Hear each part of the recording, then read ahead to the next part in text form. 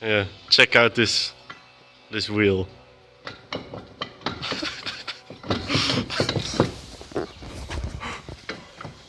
Started making noise yesterday. Yeah, started making noises yesterday. What the fuck, man?